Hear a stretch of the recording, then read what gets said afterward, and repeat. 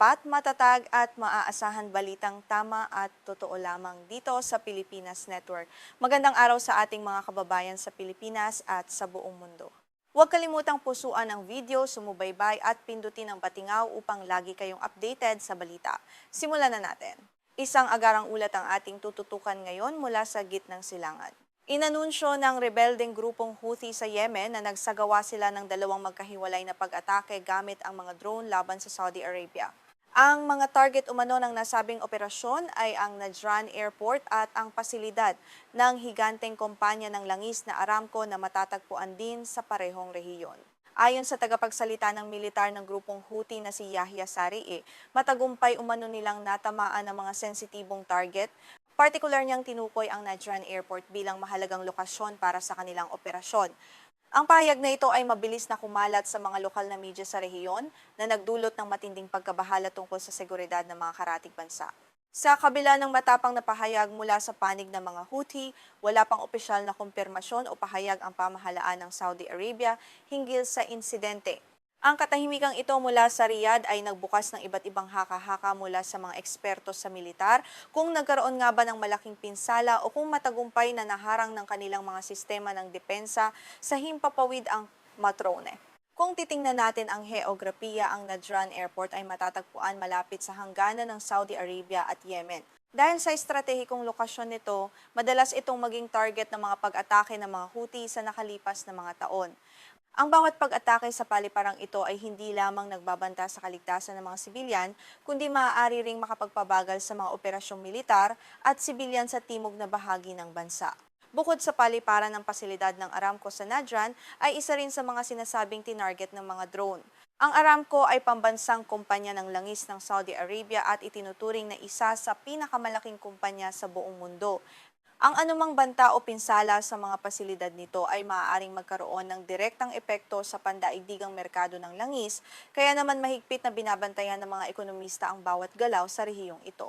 Ang hidwaan sa pagitan ng mga Houthi at ng koalisyong pinamumunuan ng Saudi Arabia ay nagsimula pa noong taong 2015. Ang digmaan sa Yemen ay nagdulot ng matinding krisis sa makataong kalagayan, kung saan milyon-milyong mamamayan ang nagdurusa dahil sa gutom at kawalan ng tirahan. Ang pinakabagong ulat tungkol sa pag-ataking ito ay nagpapakita na malayo pa ang tatahakin bago makamit ang pangmatagalang kapayapaan sa rehiyon. Kilala ang grupong Houthi bilang isang samahang nakahanay at sinusuportahan ng Iran na matagal nang may matinding tunggalian sa Saudi Arabia sa usaping pampolitika at panrehiyong impluensya sa gitnang silangan. Dahil dito, ang labanan sa Yemen ay madalas na inilalarawan ng mga analista bilang isang proxy war o dituwirang digmaan sa pagitan ng Iran at Saudi Arabia kung saan ang mga mamamayang Yemeni ang pangunahing naaapektuhan. Sa mga nakalipas na buwan, mas naging sopistikado ang mga teknolohiyang ginagamit ng mga Houthi sa kanilang mga pagsalakay. Ang paggamit ng mga drone o unmanned aerial vehicle ay naging isa sa kanilang pangunahing sandata dahil sa kakayahan ng mga ito na lumipad sa mababang altitude at maging mahirap matukoy ng ilang radar system.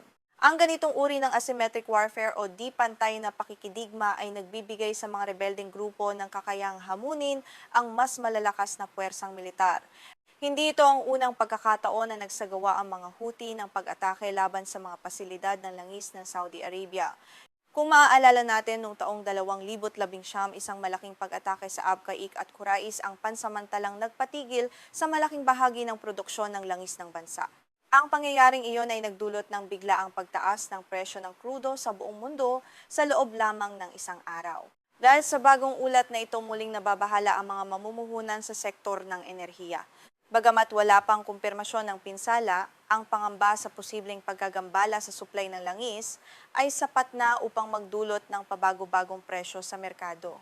Para sa mga bansang umaasa sa imported na langis tulad ng Pilipinas, ang bawat tensyon sa gitnang silangan ay maaring magkaroon ng direktang epekto sa presyo ng petrolyo sa mga lokal na gasolinahan. Upang maprotektahan ang kanilang mga mamamayan at mahahalagang infrastruktura, naglaan ang Saudi Arabia ng bilyon-bilyong dolyar para sa mga sistema ng depensa nito, kabilang ang tanyag na Patriot missile system mula sa Estados Unidos. Gayunpaman, ang pagharang sa maliliit at mabababang drone ay nananatiling isang malaking hamon kahit para sa mga pinakamodernong sistema ng depensa sa buong mundo.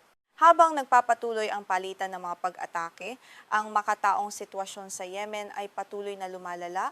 Ayon sa United Nations, ang Yemen ay nakararanas ng isa sa pinakamalalang krisis sa buong mundo. Ang kakulangan sa pagkain, malinis na tubig at mga medikal na supply ay pinalalala pa ng mga blockade at patuloy na labanan na sumisira sa mga pangunahing daungan at paliparan ng bansa. Agad namang nagpahayag ng pagkabahala ang iba't ibang bansa at internasyonal na organisasyon ukol sa insidenteng ito.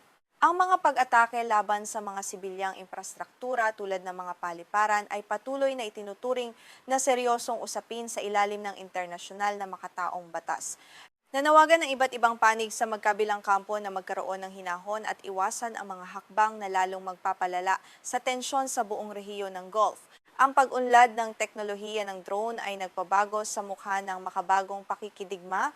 Ang mga kagamitang medyo mura at madaling makuha o gawin ay nagagamit na ngayon ng mga rebelding grupo upang hamunin ang mga bansang may malalaking badyet sa militar.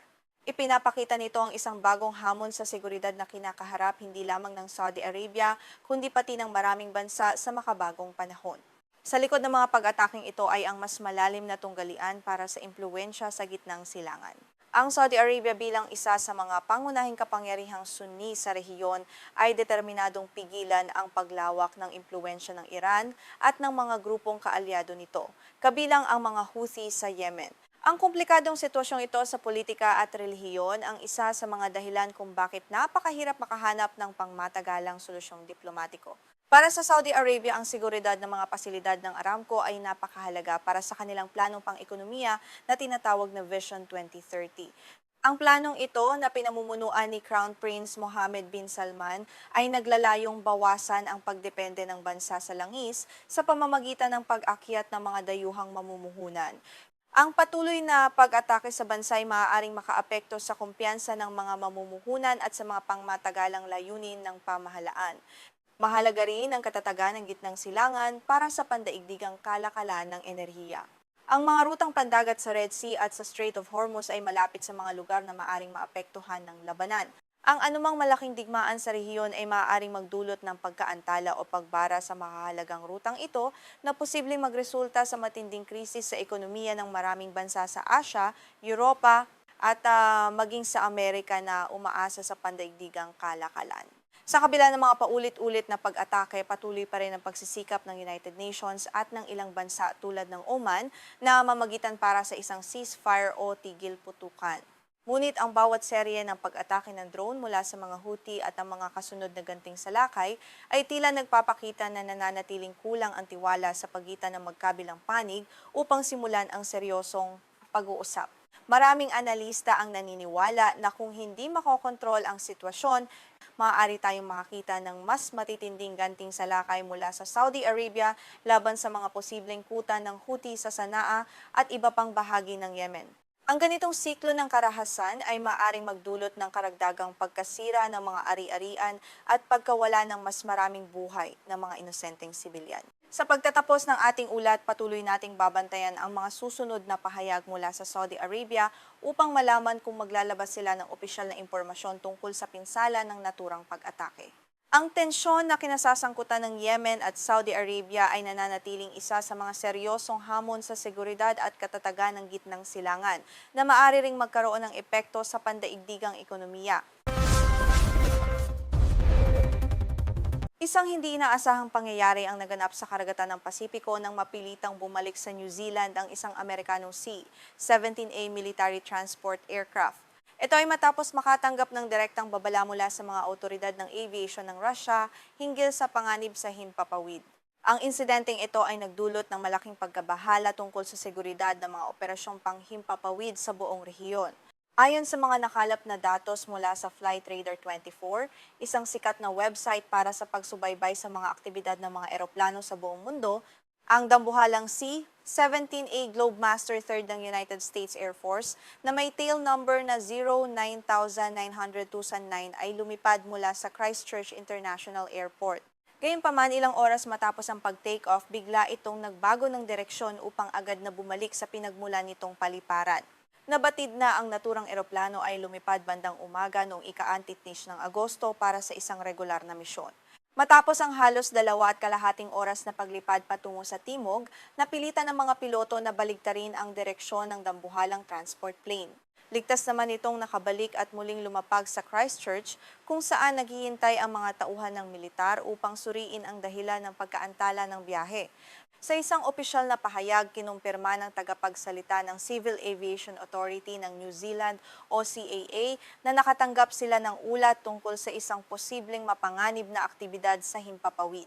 Ang babalang ito ay nanggaling mismo sa State Air Traffic Management Corporation ng Russia na nagbabala hinggil sa matinding panganib na maaaring idulot ng nakaplanong aktibidad sa mga eroplano sa himpapawid.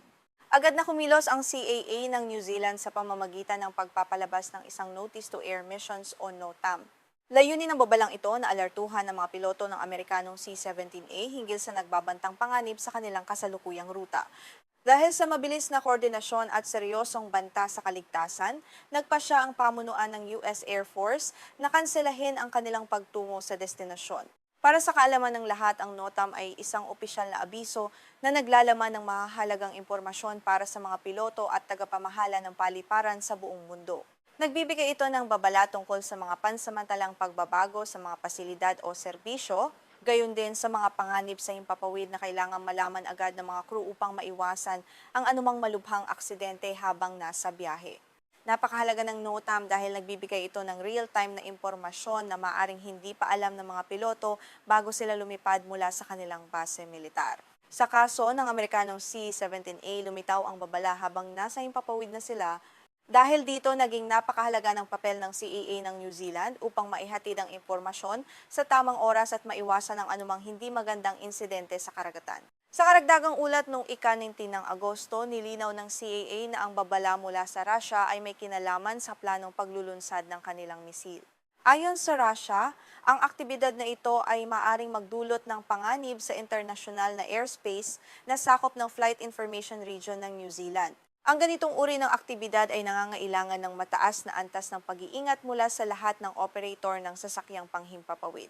Ang Flight Information Region o FIR ng New Zealand ay sumasaklaw sa napakalawak na teritoryo ng karagatan na umaabot sa humigit kumulang 30 milyong kilometrong kwadrado. Dahil sa lawak nito, napakahirap bantayan ang bawat sulok ng himpapawid. Gayunpaman, tungkulin pa rin ng bansa na tiyakin ang kaligtasan ng lahat ng sibilyan at militar na sasakyang panghimpapawid na dumadaan sa rehiyong ito araw-araw.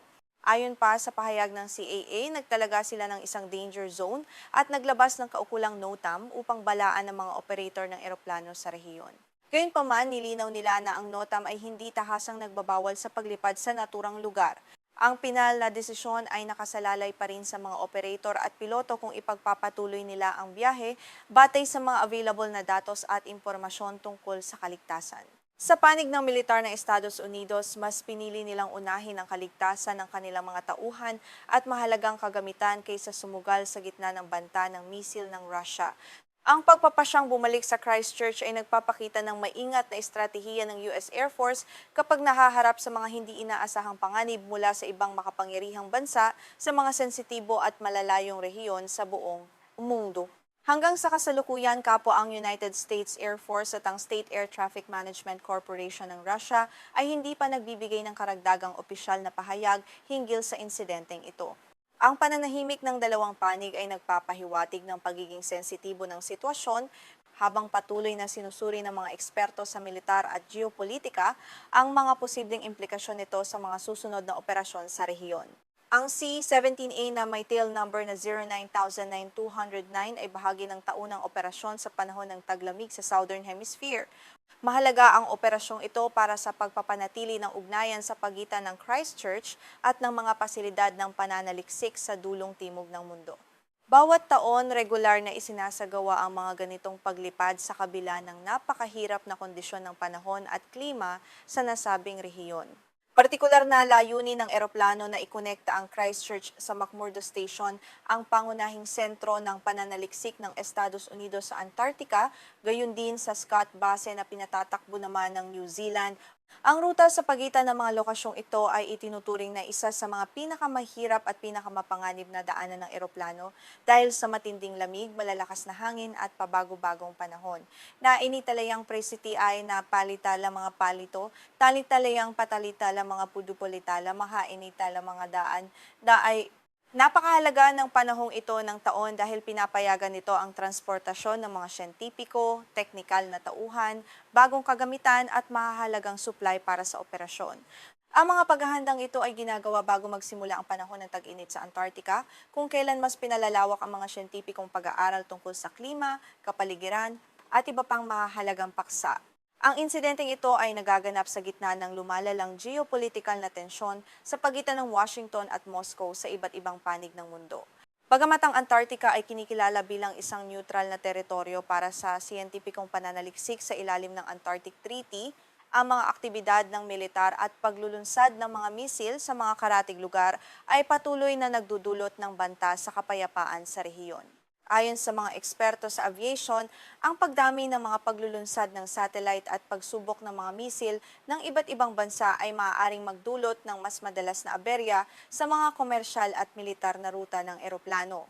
Ang koordinasyon sa paggabay ng trapiko sa himpapawid ay nagiging mas komplikado dahil sa kakulangan ng direktang komunikasyon at tiwala sa pagitan ng mga makapangyarihang bansa sa buong mundo.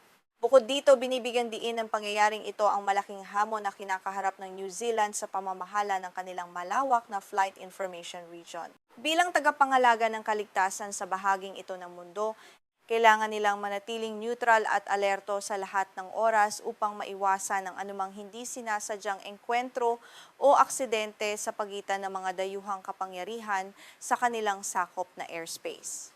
Inaasahang magkakaroon ng epekto ang pagkaantalang ito sa schedule ng mga darating na misyon sa Antarctica. Dahil limitado lamang ang pagkakataon para sa ligtas na paglipad patungo sa nagyayelong kontinente, ang bawat oras ng pagkaantala ay maaaring mga hulugan ng kakulangan sa mga supply o pagkaantala sa mga kritikal na eksperimento na lubhang nakasalalay sa pagdating ng mga bagong kagamitan at siyentipiko sa base. Sa pagtatapos, ang pagbabalik ng Amerikanong C-17A dahil sa babala ng Russia ay isang paalala na ang geopolitical na tensyon ay hindi lamang limitado sa Europa o Asia, kundi umaabot na rin sa pinakamalayong bahagi ng ating planeta sa timog. Manatiling nakatutok para sa mga susunod pang ulat at malalimang pagsusuri dito lamang sa aming himpilan.